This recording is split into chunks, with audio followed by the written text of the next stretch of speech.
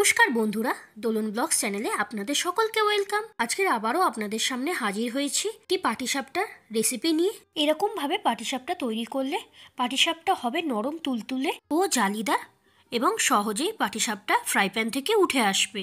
তাহলে চলুন দেখি এই খিরসা পাটিসাপটা কিভাবে তৈরি করা যায়। প্রথমে একটি পাত্র নিয়ে তার মধ্যে 1 কাপ ময়দা, হাফ কাপ চালের গুঁড়ো ও সেম কাপের 80 ভাগ সুজি দিয়ে দিলাম। আমি এখানে ছোট দানা সুজি ব্যবহার করেছি। আপনারা যদি দেখেন সুজির দানাগুলো বড় বড় সাইজে, তাহলে একবার মিক্সিতে ঘুরিয়ে নিলেই সেটি ব্যবহার করা যাবে। এর সাথে আর দিয়েছি কাপের 4 ভাগের 1 ভাগ চিনি। আমি এখানে মেজারমেন্ট কাপ ব্যবহার করেছি, আপনারা যে কোনো বাটি বা কাপ ব্যবহার করতে পারেন। খেয়াল রাখবেন যেন সবকিছু একই মাপের হয়। পরিমাণ মতো নুন দিয়ে দিলাম। এবার সব উপকরণগুলোর একটা ব্যাটার তৈরি করব। তার জন্য আমি এখানে প্রথমে 1 কাপ উষ্ণ গরম দুধ দিয়ে দিলাম।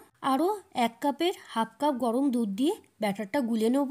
আমি এখানে একটি হ্যান্ড হুইস্কার ব্যবহার করেছি, আপনারা চাইলে হাত দিয়েও মেখে নিতে পারেন। বাদবাকি অর্ধেক কাপ দুধটাও এর মধ্যে দিয়ে দিলাম। ব্যাটারটা ভালো করে গুলে নিতে হবে যেন কোনো লাম্পস না থাকে।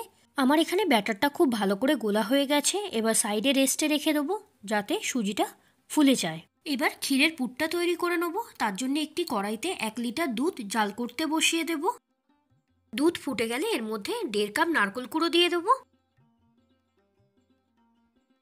নারকেল কুড়ো দিয়ে বেশ কিছুক্ষণ ফোটাতে হবে। দুধটা ফুটে যখন অর্ধেক হয়ে আসবে, এই সময় আমি এখানে 1 কাপ খোয়া ক্ষীর ব্যবহার করলাম। আমি এটা হোমমেড খোয়া ক্ষীর ব্যবহার করেছি, আপনারা এর পরিবর্তে গুঁড়ো দুধ ব্যবহার করতে পারেন। খোয়া ক্ষীরটাও দুধের সাথে ভালো করে মিশিয়ে নিতে হবে। খোয়া ক্ষীর ভালো করে মেশানো হয়ে গেছে। এবার আমি এর মধ্যে 300 গ্রাম আখের গুড় দিয়ে দিলাম। গুড়ের পরিবর্তে আপনারা চিনি ব্যবহার করতে পারেন। গুড়টাও ভালো করে মিশিয়ে নেবো দুধের সাথে। গুড়টাও মেশানো হয়ে গেছে, আরও বেশ কিছুক্ষণ ধরে ফুটিয়ে নেব।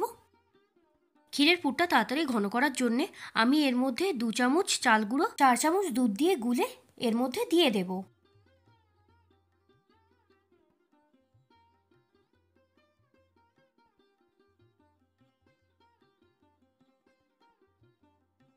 আরও বেশ কিছুক্ষণ ধরে ফুটিয়ে নিলে রেডি হয়ে যাবে পুর। ব্যাটার পুর দুটোই রেডি হয়ে গেছে। চলো এবার এক এক করে পাটিসাপটাগুলো তৈরি করে নিই।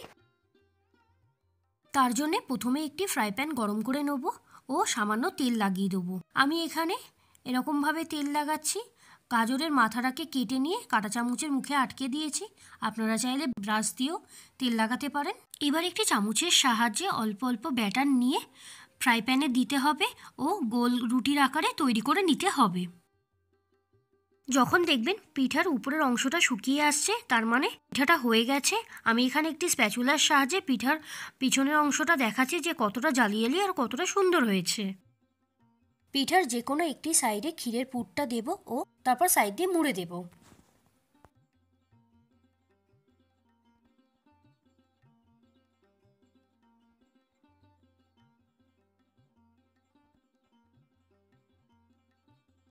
একইভাবে বাদবাকি পিঠেগুলোও করে নেব। তো আমি আর একটাও আবারও সামান্য তেল লাগিয়ে নেব, তারপর ব্যাটারটা গুলে পাতলা করে দিয়ে দেব।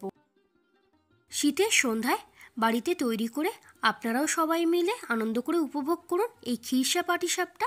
আজকের এই ভিডিওটা আপনাদের ভালো লাগলে প্লিজ আমার চ্যানেলটা সাবস্ক্রাইব করবেন, আমার পাশে থাকবেন। দেখা হচ্ছে অন্য কোনো নতুন ভিডিওতে। টাটা, সবাই ভালো থেকো।